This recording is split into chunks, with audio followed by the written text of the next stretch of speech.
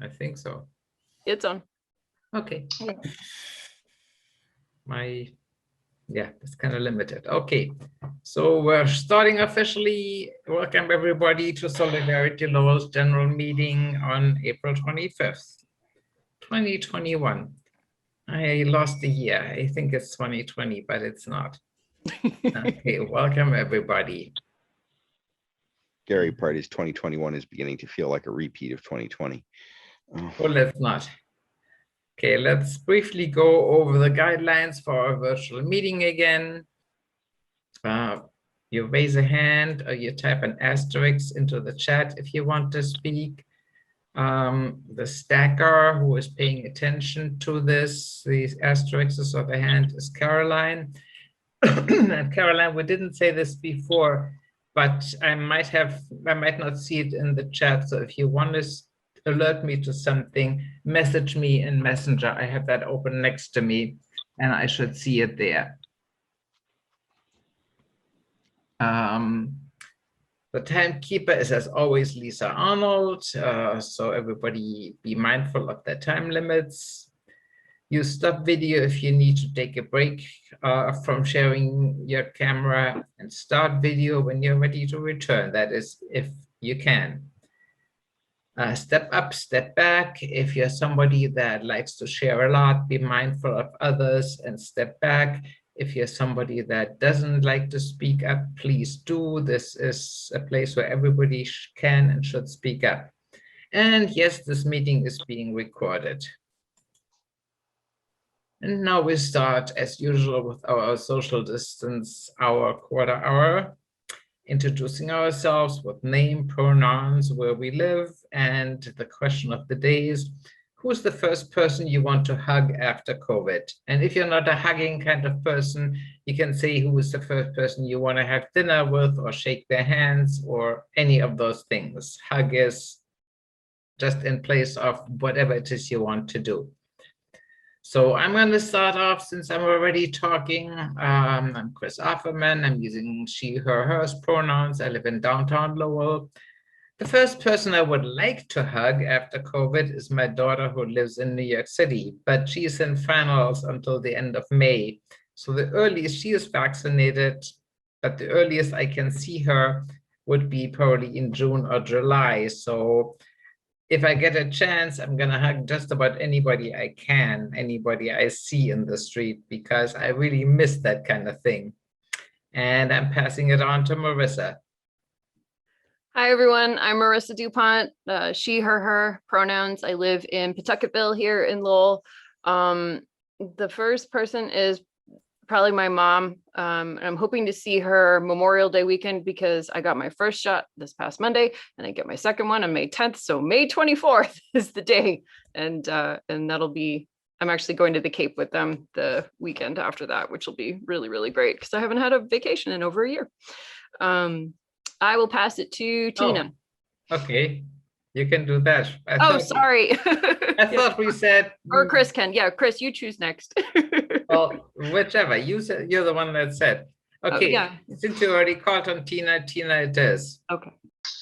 Hi, my name is Tina Degree. I go by she, her, hers pronouns. I live in Belvedere, and the first person I would like to hug after the COVID, unfortunately, has passed away due to COVID. So, yeah, I'm able to hug all my grandchildren because they're here every week. So, and my mom, I'm her PCA, so I get to see my mom and dad because I work for them. So.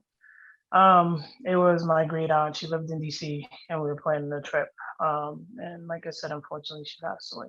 So and I'm like Chris, I get energy from just touching, being able to hug my family and love on them. So that's where my energy comes from, especially given the horrific past few years that we've been having.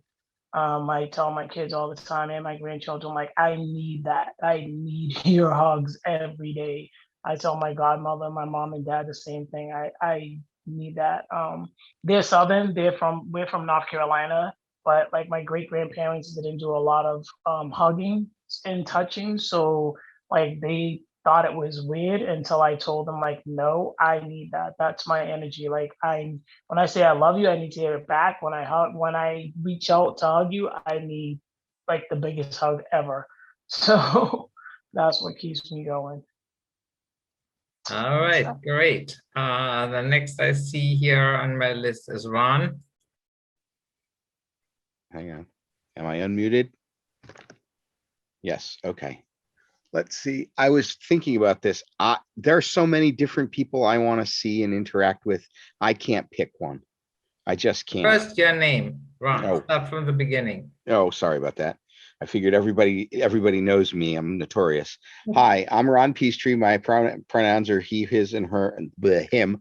And what I get called by other people is a different thing. Anyway, as I was saying, I don't know who I want to spend time with first, because I'm just, except for working, I haven't seen people except for on Zoom screens. I actually there's so many people on my list. I can't keep track. Okay, next is Amy. Amy Baranowski, she, her, hers, live on the acreage of downtownish area. Not directly answering the question, but I just recently saw my parents because we were all vaccinated, and it'd been about a year and a half. So it was very nice to finally hug them after being apart for so long. And should we just go back there, Chris? Yeah. My name is Ryan Hammond. I live in the acre. My pronouns are he, him, and his. The first person I want to hug after COVID is probably Amy, even though I've been hugging her all through COVID. After that, next in line is probably my friend Brian, because even though I've seen him several times during COVID, we've been mostly just sticking to the intelligent 6 feet social distancing, and I would like to give him a hug, finally. All right, Caroline. So Caroline Snow, my pronouns are she and her. I live currently in Centerville, and it'll become some district, and it'll be weird because where we live, we'll have one district on this side and one district on this side. So we live in a little complex, and we're actually going to end up in 2 different districts, which will be quite strange. The first person for me after COVID, very similar to Tina. I've seen a lot of my family over the past year. So for me, I think the biggest person I want to be near is actually my nephew, who is 2.5. And the last time, we haven't really been able to talk and interact closely for COVID reasons. And so I'm really, really, really excited that I can give him a big giant hug and a big kiss with no mask on. So I got 2 more weeks. All right, excellent. Lisa? Hi, Lisa Arnold. Pronouns are she, her, hers. I live in downtown Lowell, and the first person who will get a hug is whoever I see on the street as I'm walking that I recognize, and it could be any one of you, because I just love seeing all the people that I know in Lowell, and I'm getting tired of doing this from across the street. But if I had to pick one person that I'd love to run into, and I know I won't, it's Karen Cirillo. I really miss her. And that's it. Okay, and I'm just being notified that I'm having all kinds of technical issues here, but meanwhile, I'll go on to Paul, and I might stop the sharing and do something else. Hi, I'm Paul Goodett. I live in the Highlands of Lowell. My pronouns are he, his, and I'm fortunate in that my significant folks around the area have all been vaccinated. My mother's 96, and I've got to hug her. And what I'm looking forward to is having in-person meetings again with the Labor Council and with the Greater Lowell Interfaith Group, where we get to have breakfast munchies or have pizza or something. I really missed all of that. Okay, April. I'm My name is April. My pronouns are she, her. I live in Chelmsford, Mass. I'm not really a hugger. If anything, I'm a shoulder patter. But I would look forward to hopefully in June I get my vaccine, my second shot on the 28th. So I'm looking forward to that. And I hopefully in June I can go see my sisters that live in Virginia and give them giant hugs, hopefully. So we'll see. All right. D. Hi. Dee Halzak, she, her, hers. I live in the acre. I'm not much of a hugger either. But I would like to have a meal with my friend Sunshine, who was out of state for a long time and just came back about a couple of months ago. And we've both been vaccinated twice, so now we have to find a time when we can meet. Right. Okay, John Grossman. John Grossman, I live in Lowell in Pawtucketville. He, him, active with 350 Mass, as you can see. And I'm sort of, my family is backed up on get-togethers in honor of people who died, since we have all of us know people who we lost and couldn't have a get-together about it, really. Not a proper one. So I'm looking forward, oddly, to doing that finally. I'm owed 3 of them. All right, Joe.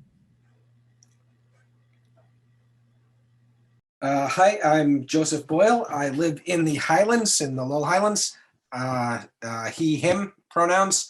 And like Paul, I got to hug my vaccinated mother just this past Friday for the first time in well over a year. It was very nice. Okay, Kale. Hi, everybody. Kale Connerty, she, hers. I live in the acre, but I'm going to be moving downtown next month. All right. Yeah, into one of the mill buildings there. That's all of downtown. Which one? I guess that's mill true. building? I guess Canal Place 3. You're going to be my neighbor. That's where I am. Oh, exciting. Great. Yeah, I need some more neighbors. Yeah. Tell me later which unit you're going to be. We're going to hook up. Okay, great. And yeah, I'm most excited to hug my best friend who she lives in Lowell, but she's currently having to quarantine, even though I've gotten the vaccine and she has gotten the vaccine because she's got some health issues she's going through that hopefully will be cleaned up by the end of this month. And so I'm really, really looking forward to seeing her and just getting to, even just if it's social distancing. All right, Steve. Well, hi, I'm Steve Malagotti. I live in beautiful downtown Lowell. There's a lot to like in Lowell, as you know. Right, so he, him, masculine pronouns. You know, I hate everybody. Yeah, it's true. You're all a bunch of whatever. You know, I'm not really, I will hug Mother Earth if I can get my arms around her, because. But Steve, you're Italian. How can you not be a hugger? Easy. Okay. We'll leave that one alone. Now I'm losing track. Who have I not got? Win? Win Flint, pronouns she, hers. I live Centerville, on top of Centerville and Christian Hill. And I want to hug my brand new grandkid in Chicago. Oh. And Jonathan Cohen, who thankfully changed his name so we don't get confused between the Johns. No worries, Jonathan Cohen, he, him, his, coming from outside of Lowell in Boston.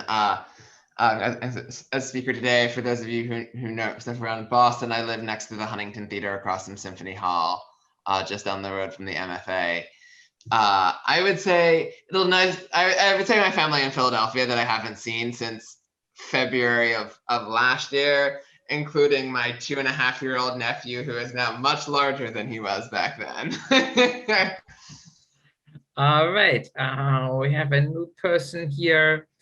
And I'm sorry, I'm probably going to mispronounce your name, Sila. Yes, correct. Thank you. Thank you, Chris. Attending, this is my first meeting today with all of you because I volunteered to help Mr. Tujan. Oh, okay, great. And he just cannot make it today, so I was volunteered to help him. Also, please let me know if anything, I'm still new. Thank you. And just my full name is Sowan Saila, but you can call me Saila. And my last name is Chub. I live in Lowell, in Highland. And my pronoun is she, her, hers. The first person I'm going to hug is my mom. I can't wait to get a big hug. And yes, it's been quite a while. So after everything is getting better, so she's the first person I'm going to hug. Yeah. Okay. Thank you. Nice seeing you. Jenny?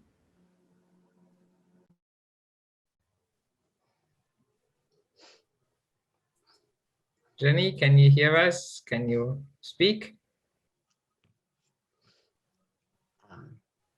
Hello. Yes. Nice to be here. Sorry, I'm a little late. Yeah, you didn't see the screen. So what we're doing is introducing ourselves by name, pronouns, where we live. And the question of the day is, who is the first person you would like to hug or have a dinner with or see or whatever it is you like to do after COVID restrictions are lifted? I'm sorry, I didn't have you loud enough. Could you tell me what that is? What am I supposed to do? Say your name, your pronouns, where you live, okay. and who's the first person you would like to hug after COVID? Oh, goodness. My name is Ginny Burnham. I live on Prescott Street in the same building with Lisa. Hi. And wow. George Clooney. Okay. And last but certainly not least at all, Allison. Oops. Hello. Yes. Yeah, this is Lavinia. I've been trying to go through the Zoom. I wasn't able, so now I just dialed in. All Hi, right. Lavinia. Hi, how you doing? I just called on Lavinia. You're going to get a turn in a moment. This is Lavinia. Allison, are you there? Yes, I am. Okay, could you do your introduction part? Now I said this is Lavinia Furusa from Dwelling House of Hope. Okay, then we'll finish Lavinia first. Okay, we're still waiting for Allison. Hi, am I unmuted? Yes, you are. Hi, I'm Allison Sweeney. She, her, hers, and I live in South Lowell. And my person I would go give a hug to is probably my aunt, who lives in England. Well, hopefully once the travel restrictions are lifted, she'll be able to come over and see my baby. So that will be the first person. All right. I think we got everybody. If I left anybody out, please say so now. I'm going to try that screen sharing again. And yes, Maris, I only shared the screen that has the presentation on it.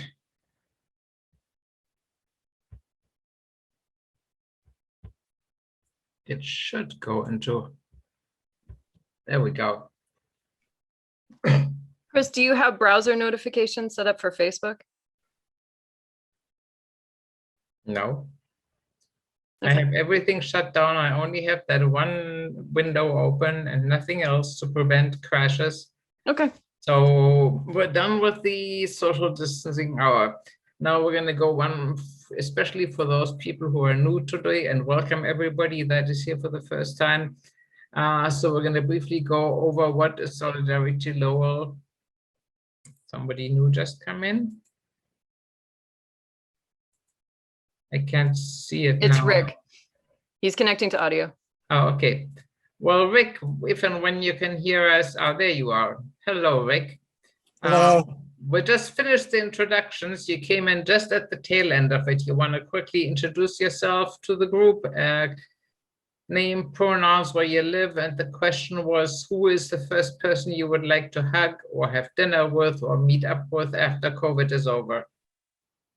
Okay, Rick Golden, he, him, his. I live on Christian Hill in Centerville.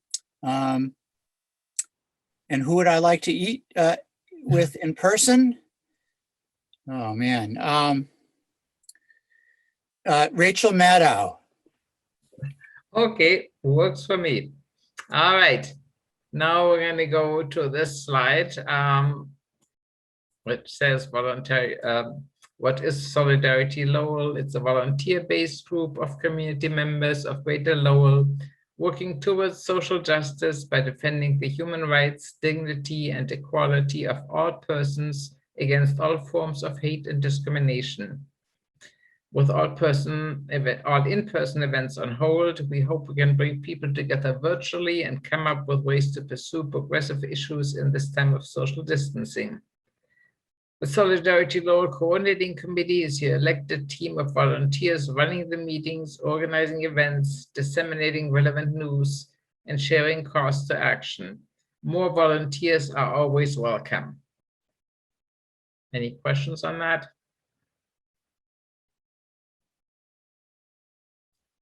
Okay, then let's go on and celebrate our victories. And I basically went with what Dee had assembled. So I might have missed some, but some of the things that showed up was that Congresswoman Trahan has announced an EPA grant of $67 million to help Merrimack Valley communities to address pollution from sewer overflows into the Merrimack River. Also, Senator Kennedy has announced grants from the Massachusetts Executive Office of Housing and Economic Development for projects enhancing tourism recovery. Merrimack Valley recipients include the Lowell Summer Music Series, which the last I heard will take place even though the Folk Fest is on hold. The Greater Lowell Chamber of Commerce and the Neshoba Valley Chamber of Commerce.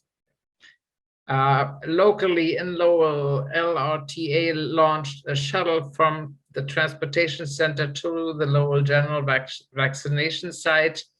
And Lowell has also launched mobile COVID vaccination clinics. Statewide, the new climate bill makes environmental justice the law in Massachusetts. Also statewide, the Mass Senate approves having all Senate sessions broadcast. And outside, but still very relevant, Maryland has become the 18th state to ban anti-transgender discrimination. Is there anybody else who has victories they would like to share? Marissa, was that a hand? No, that was the clapping emoji. Okay. I have limited visibility here. So anybody else who would like to share any victories?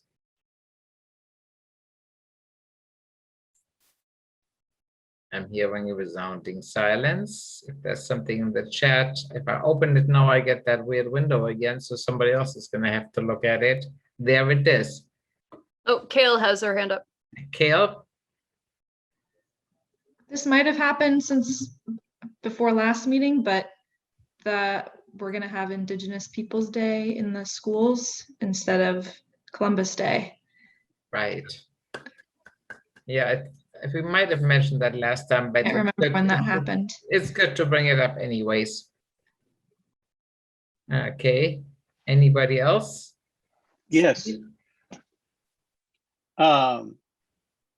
It's at least a partial victory in the conviction of Officer Chauvin in the George Floyd murder. Ex-Officer Chauvin. Yes, definitely. Okay. Any other victories? Let's move on. The elections subcommittee, and this is primarily at this time about the Lowell City Council elections, although also other and school committee, of course. And since I'm not the one involved in this, either Lisa or Dee, do you want to take a turn? I'll say it briefly. We are definitely still hoping to hear from more candidates running, announcing their candidacy. And I think the next thing on our list, besides getting people interested and contacting us to get on the committee, is we need to get a timeline together. So I need to figure out when we start collecting, when they're allowed to start collecting signatures, when they have to have them turned in. And then from there we can build kind of a timeline for when the questionnaire will go out to people. So, okay, right. And so we will at some point send out the questionnaire and endorse candidates based on the responses. And we may also host or co-host a debate similar to what we've done in previous years. yeah, the debate structure we're really going to have to think about now with the new format. So, right. But it's Tina, your hand is up. Yes, I had a question in regards to potential candidates, because a friend of mine's wanted to run, but she wasn't really sure about it because she said it was Rodney Elliott's district or whatever. And also, do people know like what's the because I know a lot of people are in different districts and the person that's in their district they don't care for. So I told them, like, just check off other input the person that you want in the ballot in the box, if that's how. So how is this district and zoning, whatever they're doing, how's that working? That's my questions. Because is it too late, or is it's still pretty early in the race for this friend of mine to announce, her candidacy? Like, she wants to do it. So, and she's also, a Black woman. yep, So, it's very early in the process. So, but once you decide, the sooner you announce, the sooner you can start to build your candidacy and your network. So I would Use money. absolutely say that now is a good time, and definitely have her reach out to us if she's got some questions that maybe I'll be able to answer, since I did this before. So, but yeah, definitely there's a lot of room for candidates, and we want to make sure we have some really good progressive candidates running in all of the districts. We'd love to have someone beat Rodney Elliott. Yes. It's interesting about that Pawtucketville district. There are two Yeah. very strong candidates up there. Rodney Elliott and Dan Rourke are both liable to run for that same district, possibly, and compete against each other. This could lead to a sort of a split situation. So, I mean, in terms of a strategy, you gotta have people in place, and sometimes lightning strikes. mhm. I It'd be would, good to have a progressive candidate, because then it would You know. split the conservative vote between Rourke and Elliott. Right. Yes. I think she would be a very strong candidate. Like, she does work for the city. She works in Lowell, and she's very well liked. And plus, with me backing her, with all the people I know, I'm not really worried about it. I just want someone to get Rodney Elliott's behind out of there. We're all with you on that. Yeah, one, I let's believe. let's definitely talk offline. Word, you got it, Lisa. Okay. Absolutely. Okay, excellent. We've been looking to find more people who want to run. Anybody else has a question on the city and school committee elections? Who's running downtown? We don't know yet. Nobody's announced. the names I've heard for that district are Paul Belly, and because he lives in that section of Pawtucketville that is across the river that was included in the downtown district, and Wayne Janess. Yes, I heard that one. Democratic City Committee stalwart, and Kerry, Assistant City Attorney Kerry Reagan Janess's husband, is strongly leaning, I think is what I heard, the last I heard. Who do we like out of those, Joe? Wayne's good. It's not just better than, and Paul's bad.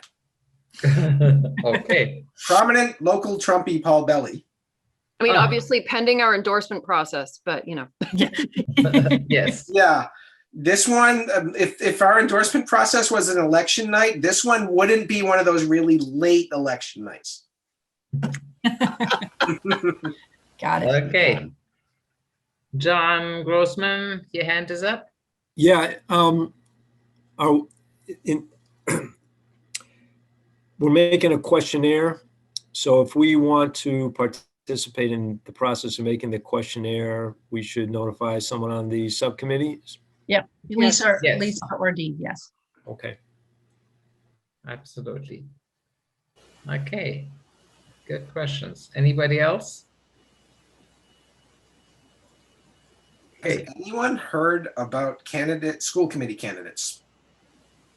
No. No.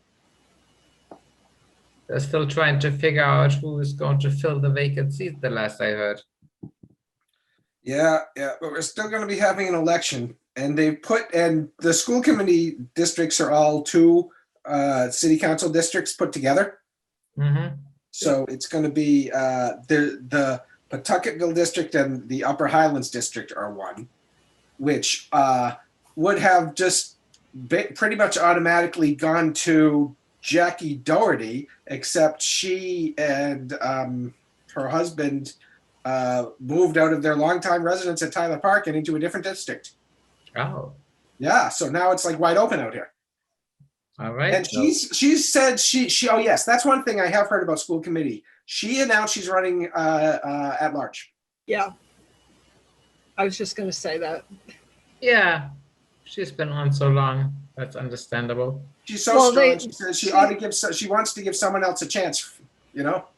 I also heard her say that because she moved to the Acre, and the Acre should be a majority district, she didn't want to run and take the seat away from somebody else. Very thoughtful. All right. Unless there's something else that needs to come up now, I'm looking at the time. Anybody else has any questions about this particular issue? Maybe you can do it offline with Lisa and Dee. And we can move on to the next topic briefly. Caroline, you want to say something about the postcard writing group? Yep. So super quick, what is on the screen is what we have for now. We will be supplying topics and sample text based on what is current. If you are interested in getting involved in any capacity, whatever, you have questions, anything like that, just let me know. We are doing both Zoom and we will be doing in person once I'm fully vaccinated and comfortable being near humans that that have not been in my bubble. So we are hoping to do that at Warp and Weft outside. I will be talking with them or another, and then moving to other businesses around the city that have sort of outdoor areas so that we can connect with other people, but also outside. So if you have postcards that you're willing to donate or stamps or anything like that, that's also awesome. Tina, I see your hand. Yeah, can you tell me a little more about this postcard writing group, please? Yeah.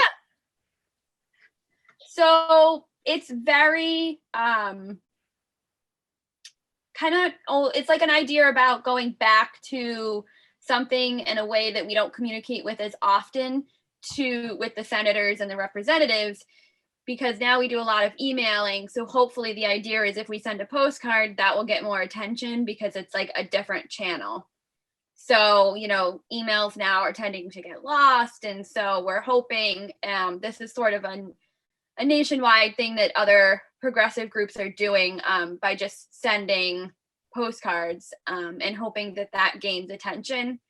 and also, you know, the handwritten aspect of that, also trying to gain some attention that way. So there's again, various groups and various things that we'll be doing. But yeah, the topics will be anything that is current legislation typically. Okay. So anybody who wants to know more about that, get in touch with Caroline, please.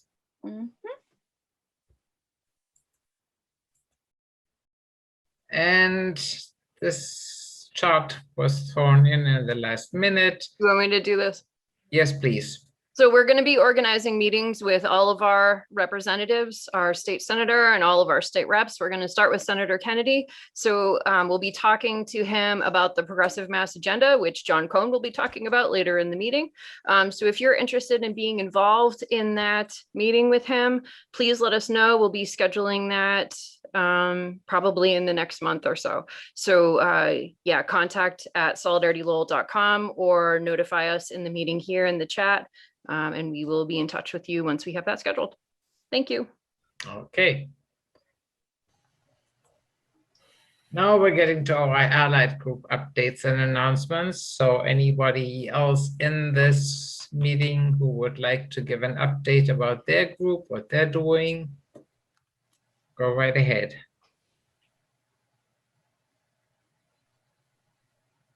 Nothing from 350, since you're all here almost.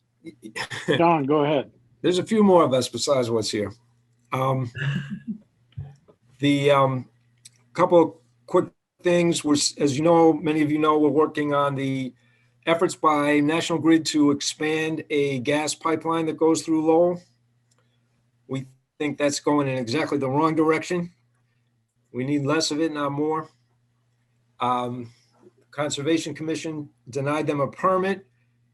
As National Grid has appealed that, we're sending in letters to the Department of Environmental Protection, talking about the damage expanding that pipeline would do to the wildlife around there. If you want to get in on that, just send me a message in the chat.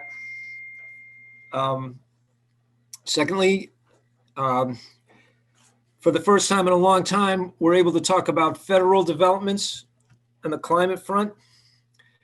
And as you know, President Biden has put forward a infrastructure plan, which is a good step, but it's not nearly big enough to solve the problems of unemployment, inequality in U.S., and the climate crisis. There is, however, a bill that Senator Markey is going to co-sponsor with, I think is going to be submitted tomorrow, called the Thrive Act. And we're asking Congress people across the country to co-sponsor it. This bill would have enough money in it to actually address the problem a lot closer to what science says we need to do. And of course, all that investment in infrastructure means jobs.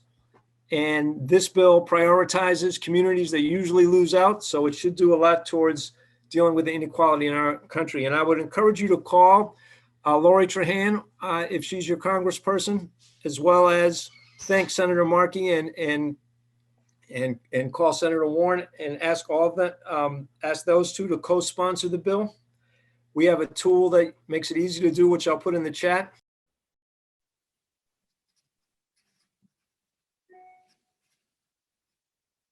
John, you're muted. How did that happen? That's what it's going to take to get the money we need to address the problem. We've got some interesting proposals to address it in Massachusetts, which we'll talk about another time. Okay, thank you. Anybody else who would like to share an update?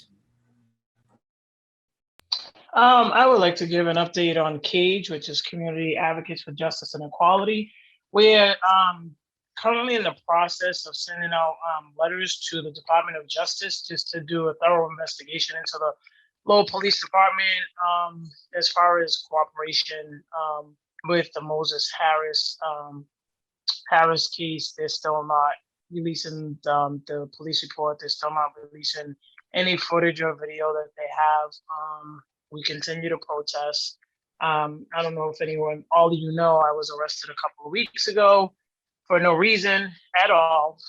They said vandalism, disturbing the peace, disorderly conduct.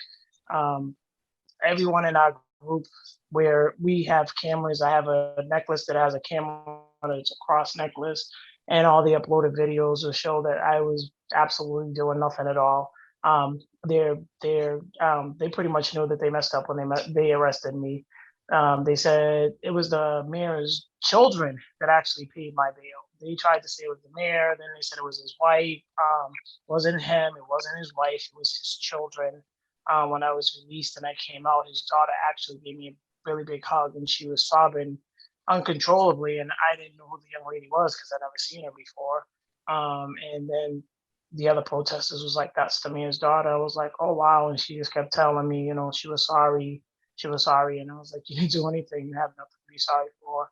It was her and her brother, and actually, it so happened, I guess that day there was something going on at City Hall. I had no idea what was going on at City Hall, but and that's the other thing that Rita Mercy is trying to say, that the mayor is in cahoots with us and all this other stuff, which is not true. Like, we don't even talk to the mayor. Actually, he's annoying me. Like I said, he needs to grow a pair and get a backbone. But at any rate, we're sending out letters to the Department of Justice just to get to go into Lowell Police Station. And when there is a question of I've been saying this, I should know it by heart, but when there's a question of what do you call police misconduct, there's a law, it's called the provision law. So when you have enough civilians complaining about police misconduct, Department of Justice is supposed to come in and thoroughly go through everything, go through police complaints, so forth and so on. So, and that's what we're trying to get the Department of Justice to come in and do. We're asking for Richardson's resignation, LeBlanc's resignation, and also Sergeant Marley's resignation. They're very unprofessional. They've been very unprofessional throughout this whole situation. Very dismissive towards the family. No one in the leadership of Lowell City Council, the mayor, not even anyone from the police department contacted the family to extend their condolences or anything. They continue to be just disrespectful. Like I said, they knew they messed up when they arrested me, just because I was like, you are violating my civil rights, First Amendment, so forth.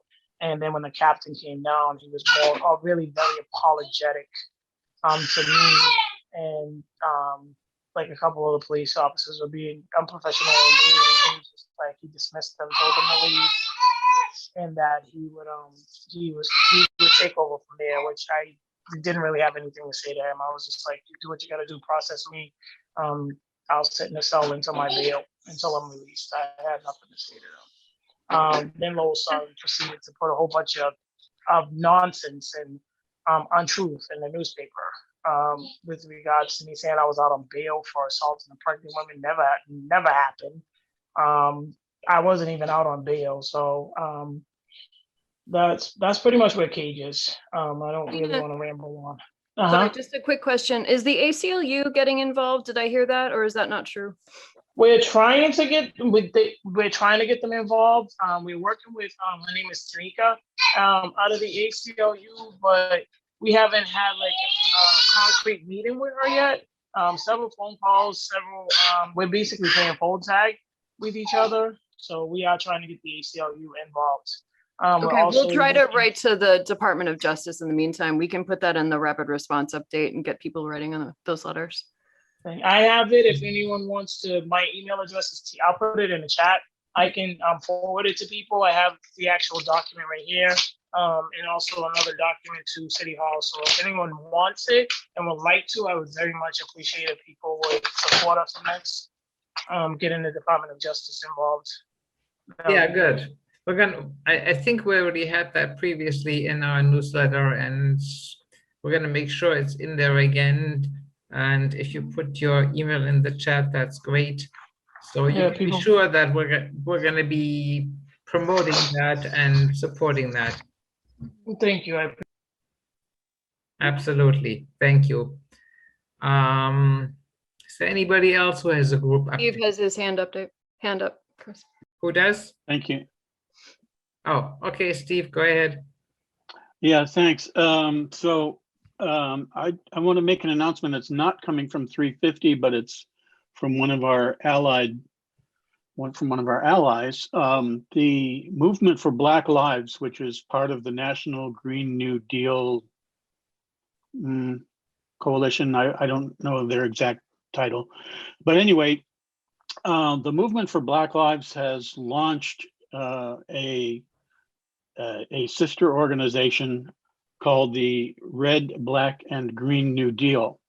And this is a grouping of organizations, local organizations,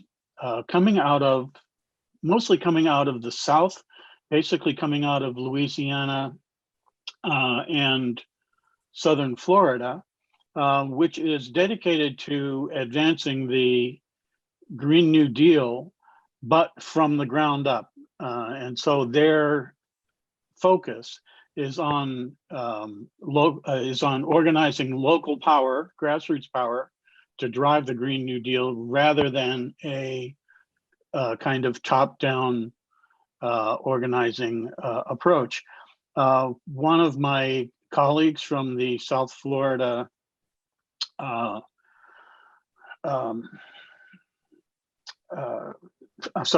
the South Florida Climate Change Coalition, Valencia Gunder, is working very actively on this on this effort. They have just launched their website, the Red, Black, and Green New Deal. I will put the link in the chat. And there it is. If you are interested, please check it out. Black and people of color are more than welcome to join and support them, providing you recognize that this is a people of color led effort. They firmly believe that the solutions to climate change and getting the Green New Deal to be actually what its original promise was depends on leadership from non-white organizers, because quite frankly, we've done a really shitty job of it. So if you're interested in the Red, Black, Green New Deal, there's the link in the chat. Thank you. Okay, thanks. In the interest of time, unless there is some really urgent announcement that should be brought forth right now, I'm giving it like 10 seconds for somebody to come up. We should move on to the next thing. Poor Jonathan Cohen has been sitting here waiting for his turn, but we're still not anywhere near.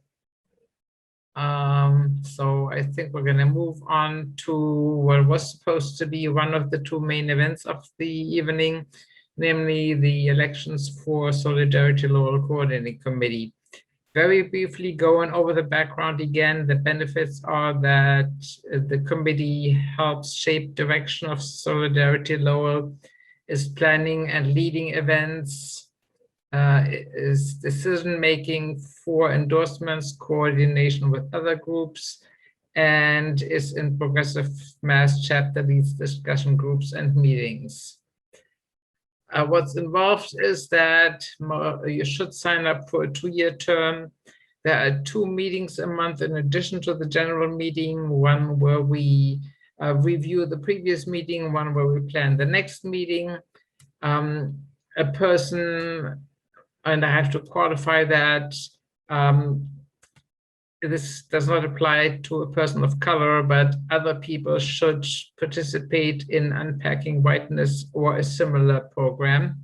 And since we, between meetings, communicate very much electronically, you have to check Slack, Facebook Messenger, and email at least once a day. In the current election, we have 4 members running for re-election, and since they all introduced themselves previously, and probably most of you know them, And it was just suggested I should skip over that introduction, rather have the two new candidates, give them a little more time.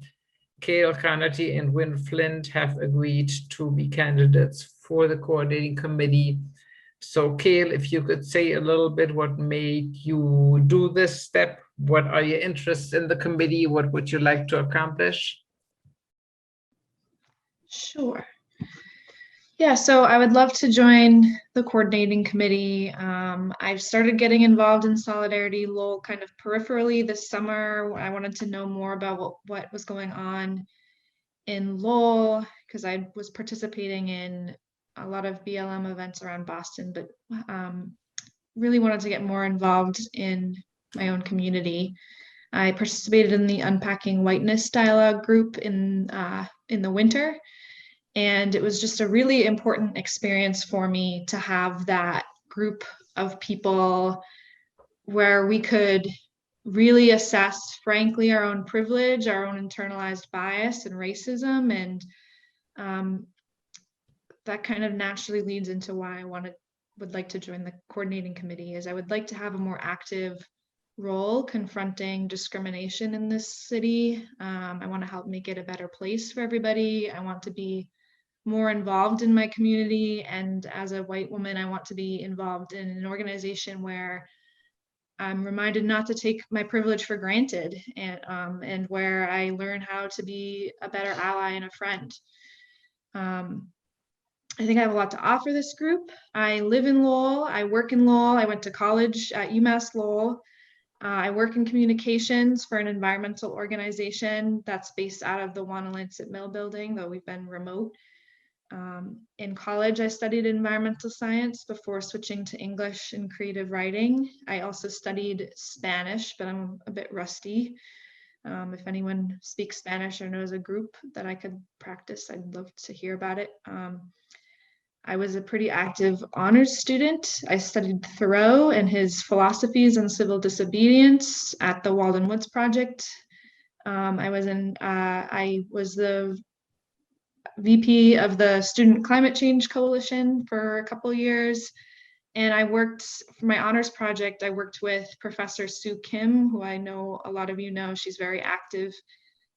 She's a very active voice in the Southeast Asian community and in the DEI space. And I got to study with her archives and interview people from an organization from the 70s and 80s that helped settle Southeast Asian refugees here, and how they were really instrumental in why we have such a strong Southeast Asian American community in Lowell. So I think I have a lot to offer this group. I really love the opportunity to have a more active role. I think that, my background, my skills, my interests could be I'd like to put them to use for this group. My writing background, my interest in environmental justice, anything else. So yeah, thank you. Thank you for the opportunity. Okay, thank you for that impressive resume. Win, could you also say something about yourself and why you would want to be part of the coordinating committee? Well, that's a tough act to follow. Just a little bit about myself. I've lived in Lowell for about 30 years. I was the community planning librarian at the Lowell Library for about 2.5 years, a few years ago. I've been involved in 350 Mass the last 2 years. I'm kind of new to political activism. I came out of a very conservative background, so I feel like a lot of my time is spent unlearning as opposed to learning. One of the things that I'm intrigued with is I want to have more impact with what's going on at the City Council, and I see Solidarity doing a lot of work there.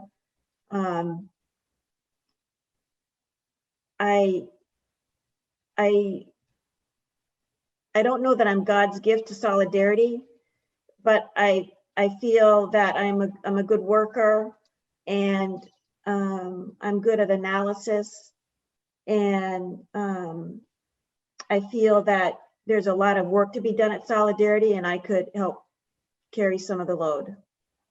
Great, thank you very much. We can always use somebody to help carry the load, that's for sure.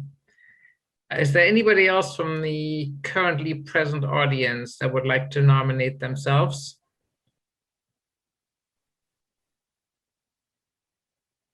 I'm not hearing any. Does anybody see a hand that I'm not seeing? Okay, normally we would at this point, of course, hand out paper ballots and everybody would make their little check marks and we would count them. But since that's not possible, we will very shortly, probably tomorrow or some such time, send out electronic ballots to all members that are eligible to vote. And just to clarify that, that is anybody who has attended at least 3 meetings during the past 12 months. So pretty much everybody here, with a very few exceptions, is eligible to vote. You will receive a ballot which will include a deadline. So we'll conclude our elections that way. Is there any more questions on this election process for the candidates? Chris, are we not speaking? No. We still have plenty of time. We've got a half an hour. We still got plenty of time. Good.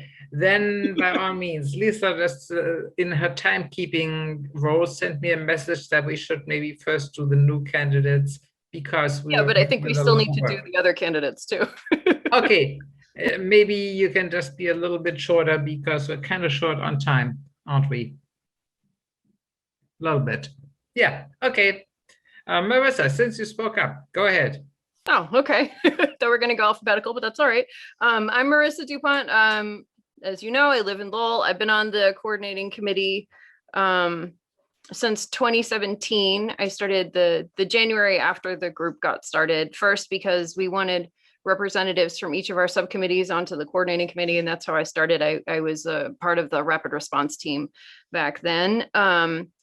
Initially I started off in the group working with the rapid response team, and I was the first person who did put together the rapid response team and did the emails and the events calendar and all kinds of stuff. And slowly I've been delegating out certain parts of that as it got bigger and bigger and bigger. And then I had to stop doing the whole thing when I became Lisa Arnold's campaign manager last year. So now Dee does it, and she does a fantastic job.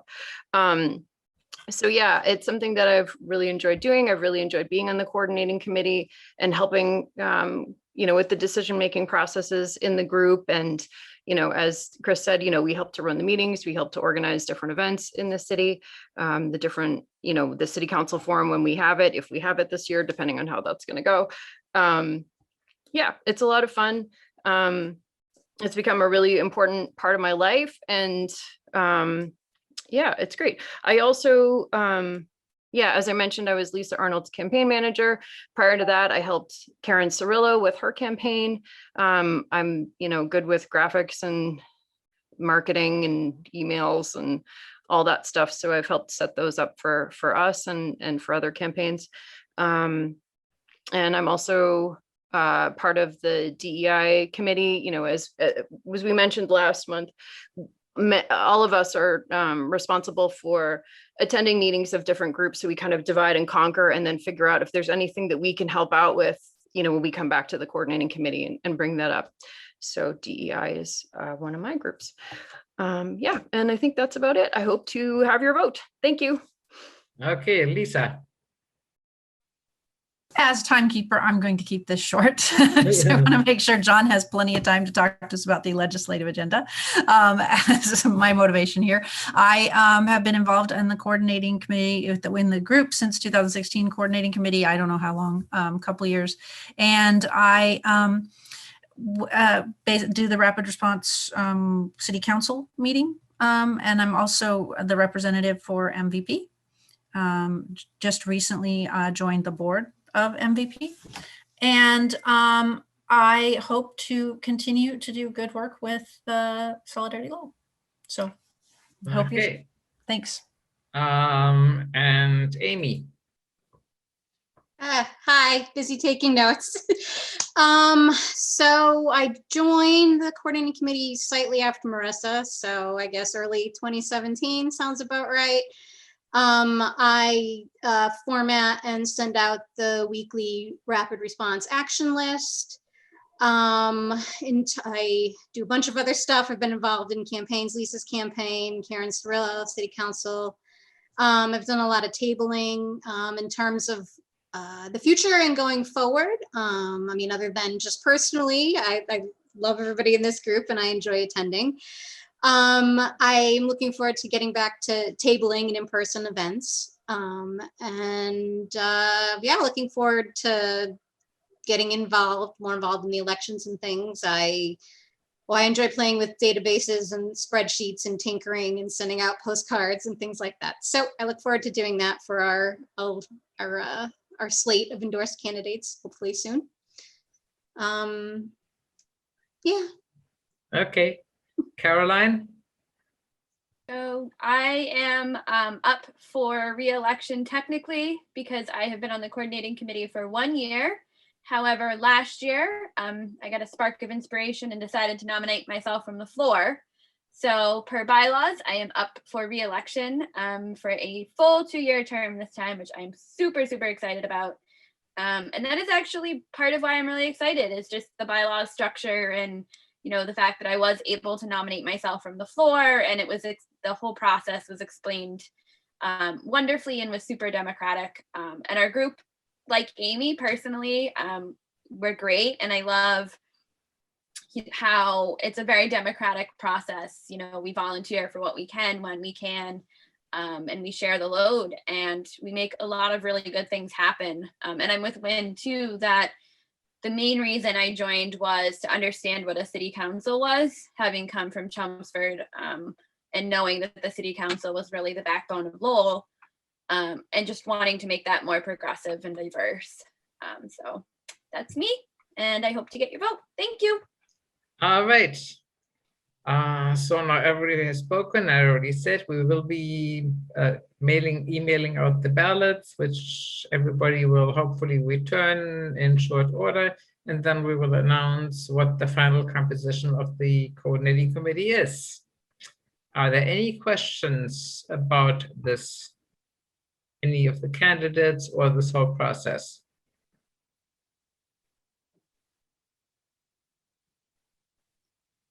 I'm not seeing any. In which case, I think we're going to move on. For Progressive Massachusetts, we have a quick overview here, since we are a chapter of Progressive Mass. That's a statewide member-driven grassroots organization committed to fighting for a vision of shared prosperity, racial and social justice, good government, and environmental sustainability. Progressive Mass has a number of committees, such as the Issues Committee, Elections and Endorsement Committee, Chapters Committee, Membership, Digital Engagement, Technology and Development. And not to get ahead of what John Cohn is going to say in a moment, but I'm pretty sure they will always welcome new members for any of the committees, because similar to us, there's always more work to be done than people to do it. So anybody would be encouraged to join. If anybody has more questions, ask any of the coordinating committee members that are here. Ask Jonathan Cohn, who will speak in a moment, and I'm sure he will share his contact, or just send an email to contact@solidarityLowell.com, and we can answer you on that. And we shall move along to our guest speaker finally. John?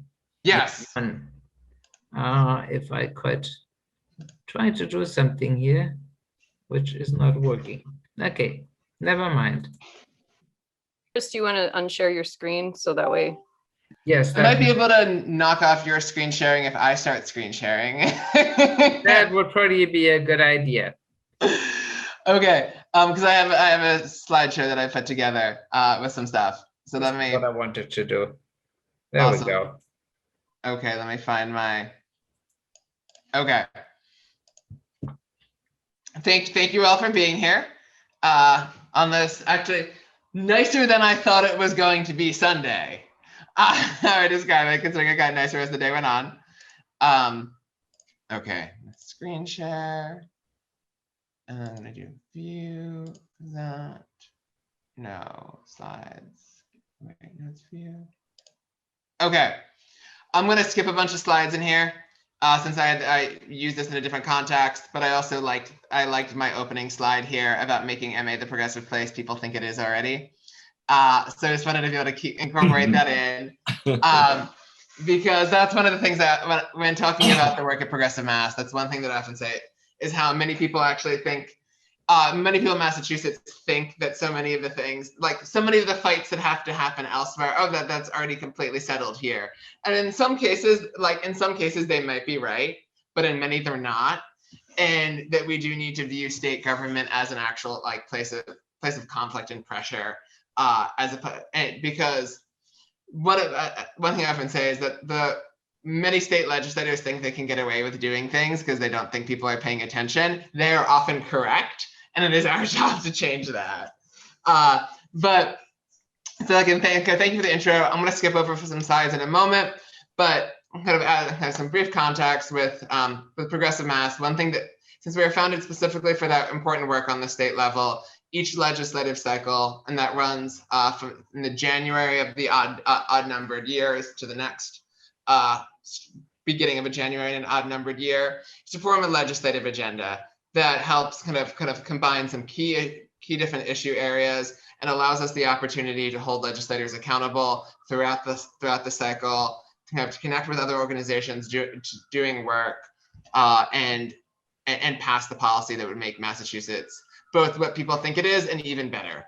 So let me scroll. This is just I'll just highlight this quickly as well. The one kind of problem Massachusetts, so we have the third largest Democratic supermajorities in the country, but no sense of felt urgency around a range of crises in the state, the overwhelming deference to a Republican governor, and conservative conventional wisdom on many areas in the state, like especially around taxes. I've recently taken to describing Massachusetts as being kind of haunted by ballot questions past. So like if there's like, I often think with taxes is because something happened 20 years ago, or even say the rent control discussion, because something happened even more than happened 30 years ago, we don't talk about that anymore. And it's just a really weird way in which there are a bunch of like ghosts lingering in Massachusetts politics. But when I get into the part here where I talk about our legislative agenda, although I do like this, I want to quickly highlight one of the lines I like saying, 90% of politics is just showing up. So it's always an important thing to remember both electorally and legislatively. So we have a new website, and these graphics come from the new website. The website looks much better than the old one. If any of you have visited the old website, that looked very of its time. But our work is organized in 4 different issue categories. Kind of a shared prosperity, kind of shared around, as I'll talk shortly, around kind of income inequality, tax fairness, public schools, housing, healthcare, all kind of all means all racial and social justice, around policing, criminal justice reform, immigrants' rights, sustainable infrastructure and the environment, climate, environmental justice, transit, having good government, strong democracy around voting rights, campaign finance, open government, etc. So one thing, this doesn't have a formal bill attached, but there will be a vote soon, so it's worth lobbying legislators on, is the Fair Share Amendment. Some of you may have, through various organizations, might have done signature collection all the way back in 2015 for the Fair Share Amendment. That was supposed to be on the ballot back in 2018, although the kind of corporate lobby in the state succeeded at getting it kicked off. But we are still planning to get it on the ballot again. This is unfortunately a few years later. But that it passed to get a constitutional change on the ballot, you need two kind of constitutional conventions of the state legislature. They had one last session. They need to have another one this session, and we're hoping for it to be earlier rather than later, so that the full campaign can kick off for the Fair Share. As a reminder, that the Fair Share Amendment would give would bring some semblance of progressive taxation to the Massachusetts tax law. We have a flat tax, kind of a regressive thing for our state that many other kindred states have long moved away from, but it's in our Constitution. So if we want to change that, that has to happen through the Constitution as well. And this would have a 4% tax on income above $1 million, with that revenue going for education and transportation spending, which I'm sure anybody who has ever gone to school, been into a school, gone to a college, been on a college campus, taken public transit, been on a road, knows why we need this money for the many different ways.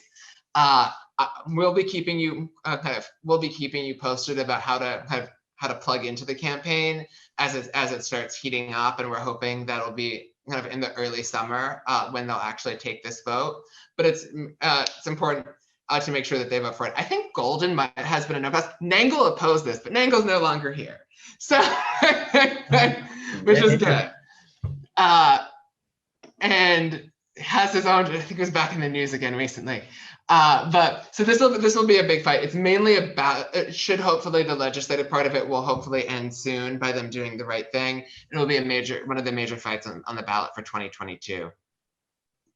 One thing that we're for kind of high quality public education for all, one of the big legislative wins from the last session was the passage of the Student Opportunity Act, in which they updated this legislature updated their 25-year-old education funding formula.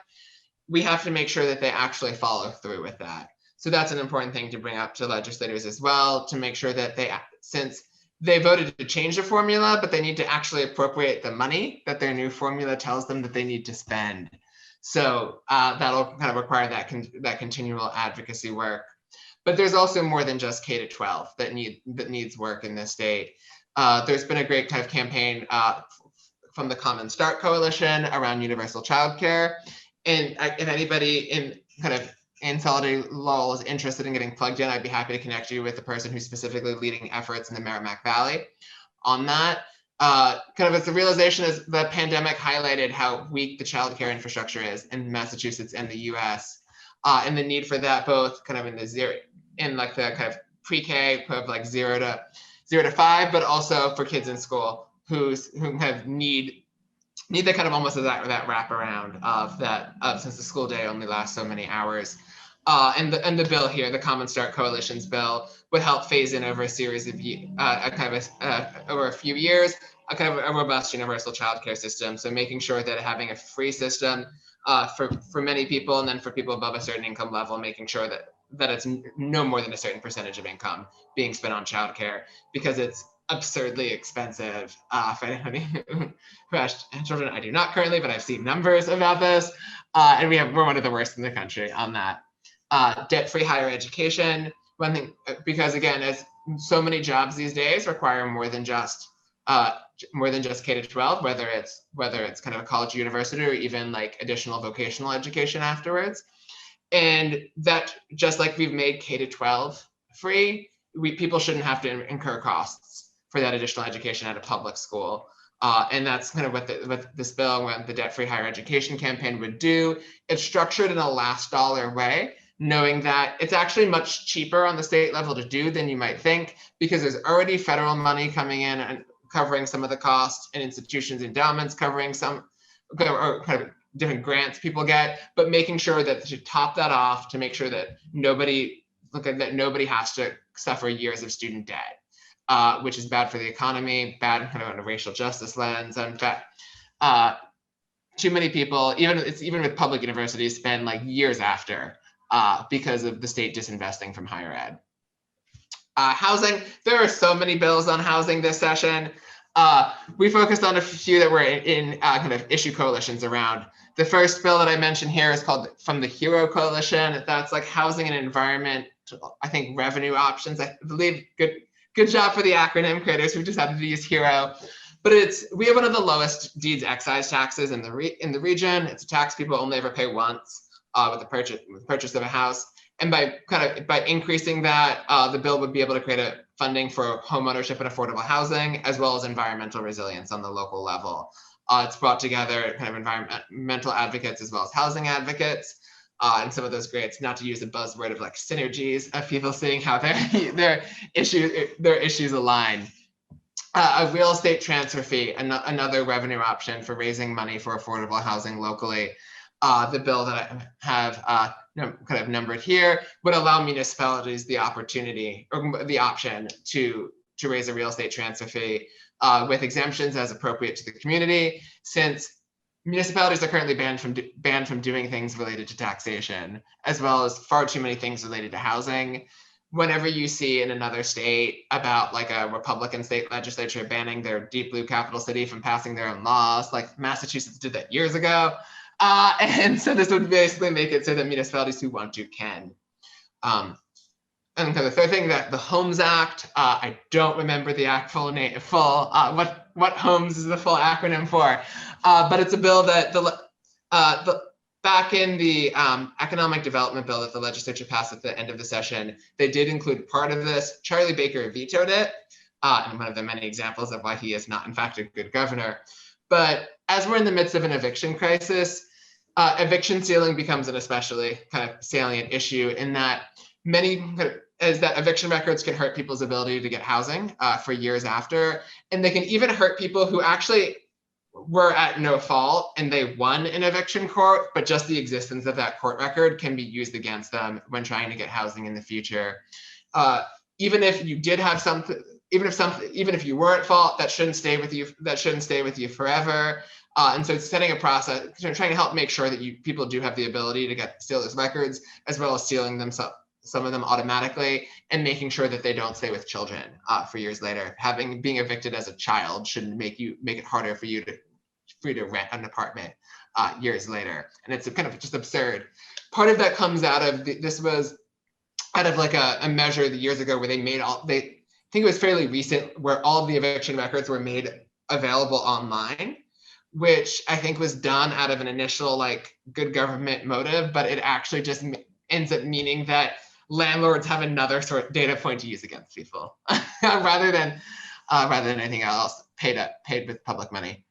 Healthcare, obviously we're kind of continuing advocating for Medicare for all on the state level. Something that we'd love to see happen on the national level for the extent that states can lead. We should. I think that COVID demonstrated how weak our health is. Like even in Massachusetts, it shows how many people had to incur undue bills during all of this, or how many people's insurance is tied to a job. And when we had record levels of unemployment, that shows what a terrible system it is to tie your insurance to employment. It can work in the perfect scenario where everybody has a job and they're all kind of full-time jobs that offer health insurance, but we don't live in that ideal world and really do. Hopefully the latter bill here will be obviated soon around vaccine equity with COVID. There's a good bill filed by Sonia Chang Diaz and Becca Rausch in the Senate and Liz Miranda and Mindy Dahm in the House to make sure that Baker does a better job of actually making sure that communities that are hard to reach kind of disadvantaged communities that we are reaching them with vaccine programs, whether it's because of economic barriers that relate to access or language barriers, or kind of things that I've often thought of the kind of vaccine rollout in kind of connection to the census. If you remember last year, how like we need to do extra work with the census to reach a number of hard to reach populations to make sure that everybody gets counted. And it's in a way somewhat of a similar phenomenon with vaccine distribution. People who are plugged in and connected will know when it becomes available for them, and will be able to work through systems, which can even be still complicated for them to work through of the site. But those who aren't as tech savvy or have language access barriers, et cetera, will find it harder. So immigrants' rights. It's embarrassing that the Massachusetts legislature spent the 4 years of the Trump administration passing no laws to advance the rights of immigrants in Massachusetts. They should still do so, even though we have a different administration, because these issues are still relevant. The Safe Communities Act, which I know many of you have helped. I know many of you were active on both of these last session. Safe Communities Act is about making sure that state and local law enforcement aren't being deputized as ICE agents, and kind of making sure that we're kind of protecting due process rights, making sure that ICE agents aren't going to be like trolling courtrooms to be able to deport people, whether they're defendant or a witness or somebody or wherever they are in a case. And the Work and Family Mobility Act is to make sure that immigration status is not a barrier to obtaining a driver's license. It's a kind of a basic, again, as we've seen, even one of the many things that, although it's been needed for years, the past year has demonstrated how if you don't have great public transit, you need a car to get around. And especially in the beginning, when the public transit really wasn't something that people wanted to take, you needed a car to get around if your job still made you come in person. And so kind of treating mobility as that basic right. And we're all better off when everybody who is driving has a license and has gone through a driver's test. There are many people who are full citizenship status who drive like they do not have not taken a driver's test. But so like, but we're all better off when everybody has the appropriate skills. So there's more to do as well. So a few years ago, as folks remember, the legislature passed a bill around kind of criminal justice reform. The first bill here that has numbers here from Jamie Eldridge in the Senate and Liz Miranda in the House is trying to make sure that the Department of Corrections actually implements the laws around solitary confinement in that bill.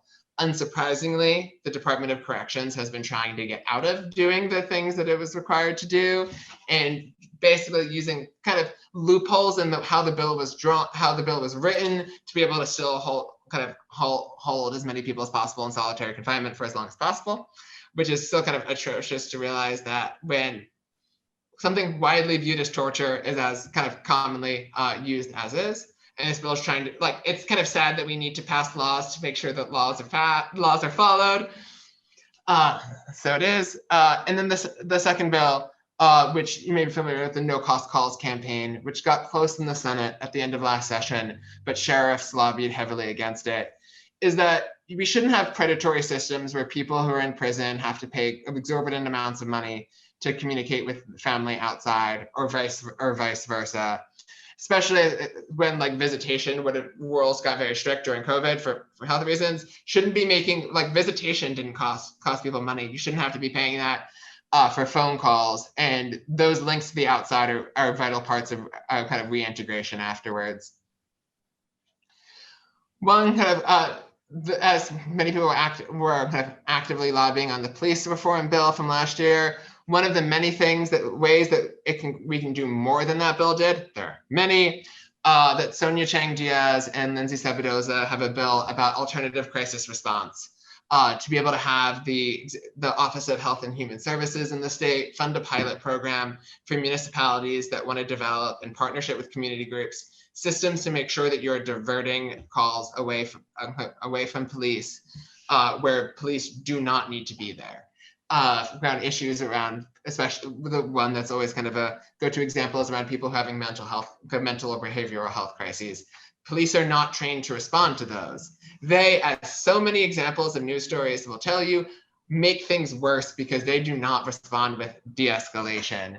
And you should have that we should be responding with groups that have deep connections with the community and who have the skills and the experiences to make sure that things do not escalate and people get connected to the services that they need.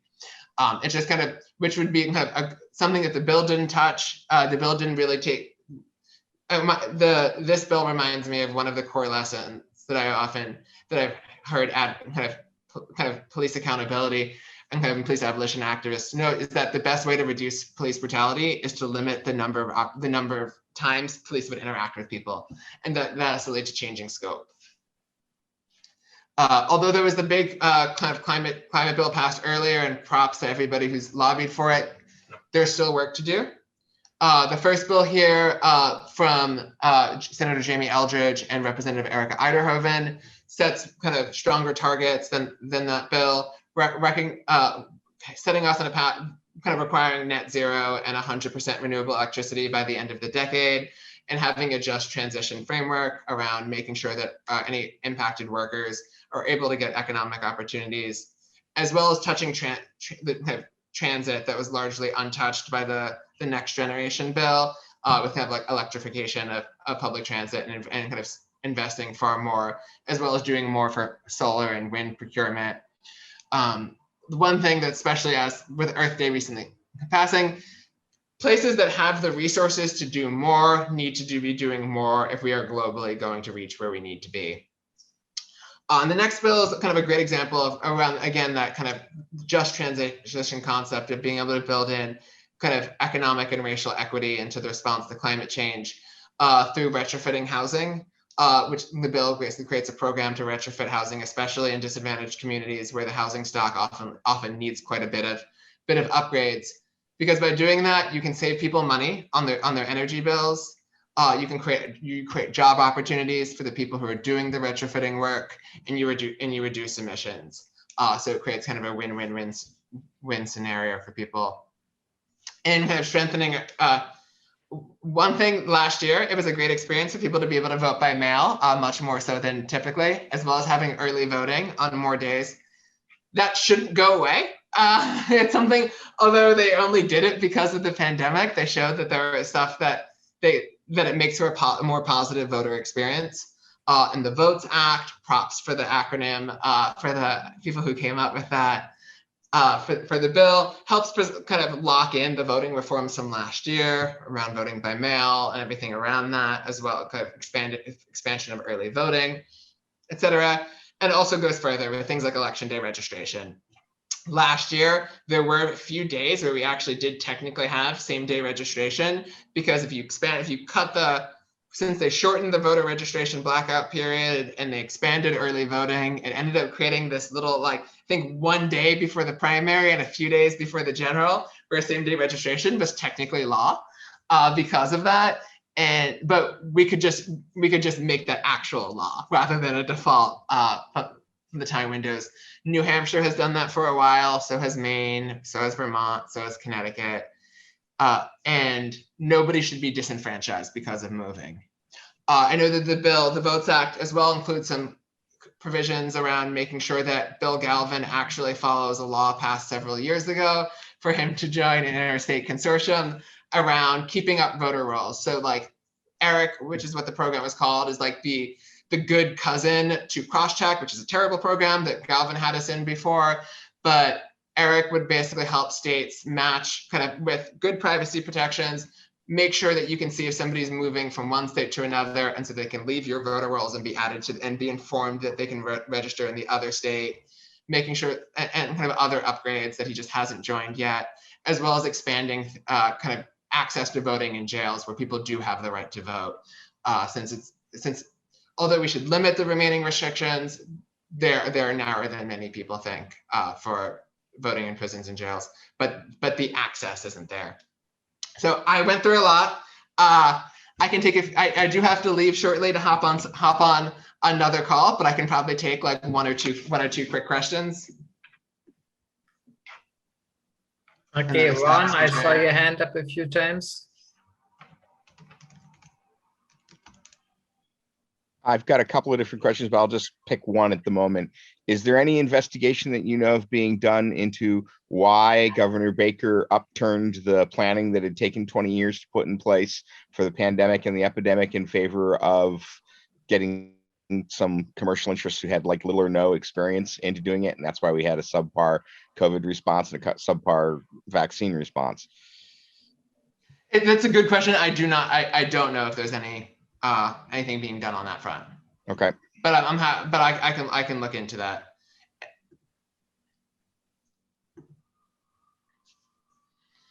I see the question from John. I can send notes afterwards since I do have another meeting that I need to hop on shortly. When it comes to strategy, I'll note quickly, some of these are things that can get passed that we think can get passed that kind of this session.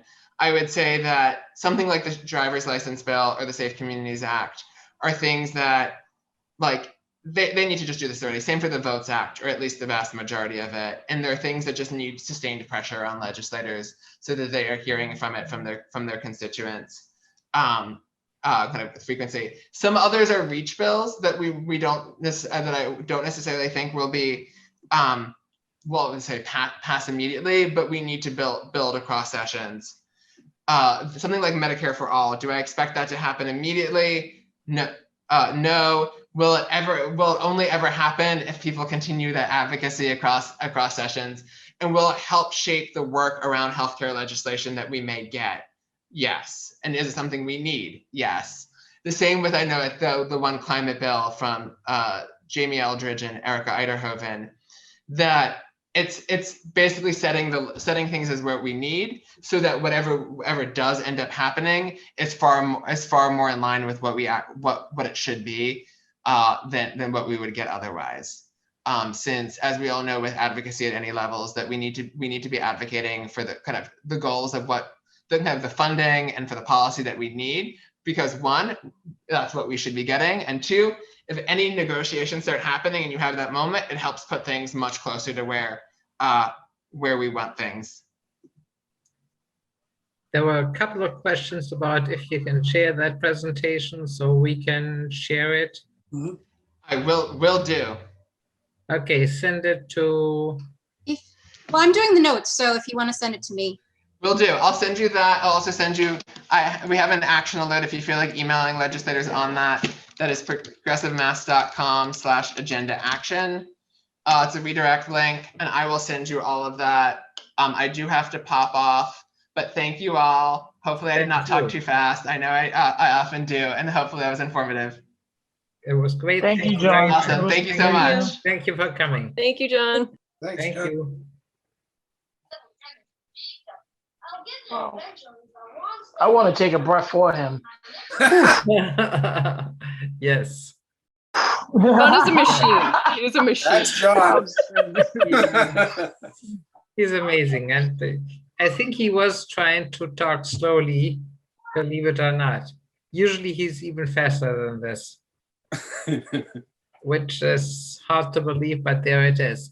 Okay, well, do I need to share the last few slides that just say we are? Kale, you have a question? Yeah, so are those acts kind of things that we might do the postcard writing about? Yes. Okay. So, Kale, what I am going to do is I'm going to put something together based on John's presentation and a couple other things, and then I will be sending it out to the group. Cool. Thank you. Tina, you have a question? Not so much a question. I just wanted to put it on. Maybe we could do it for the next agenda next month.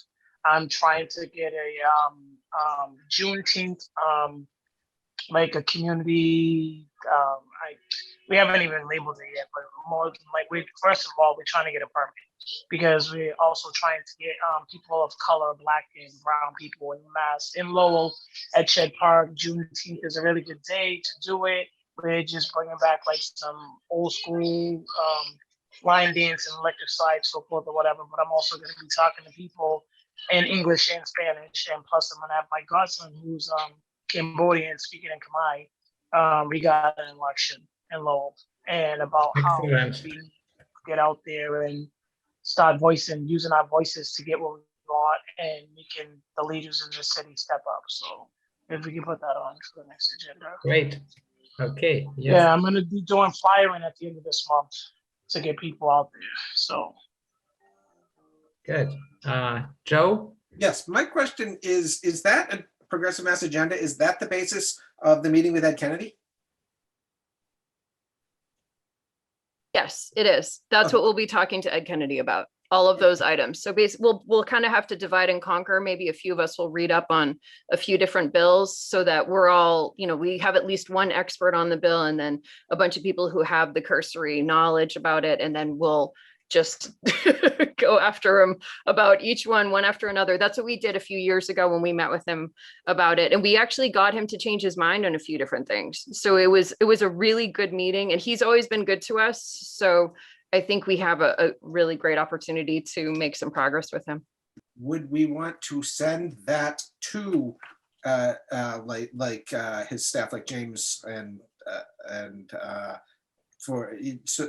get preliminary answers, which ones he's already on board with, or do we want to hit them with these things at the meeting? Well, yeah, I mean, I'm saying yes, that's fine. But I think we want to get a meeting scheduled with him first, and then we'll get all that figured out. All right. We got to practice speaking fast enough that we can cover all of it in a reasonable amount of time. Well, I think we'll just make sure we have a good long meeting. I usually research the bills as I get information on them to find out where our legislators stand anyhow, because I'm usually writing people to say, get them to co-sponsor. All right. Any other questions on what was just presented to rapid fire? I mean, I could bring up my last slide that says, thank you for participating and we'll see you in a month, or we can just say it like this. And everyone knows, you know, the Progressive Mass group, I mean, the Solidarity Lowell group and the page are different. Join the group for the discussion, join the page to see the outward facing public stuff, but not the discussion. Please do both ideally. And we are on Slack and on Twitter and on, where else are we, Marissa? Everywhere. Instagram, Facebook, Twitter. Yeah, those are the big ones. We don't have a TikTok yet. If any of you younger folks want to do that, please feel free. Because I don't want to do it. I'm too old. Do the All right. solidarity dance.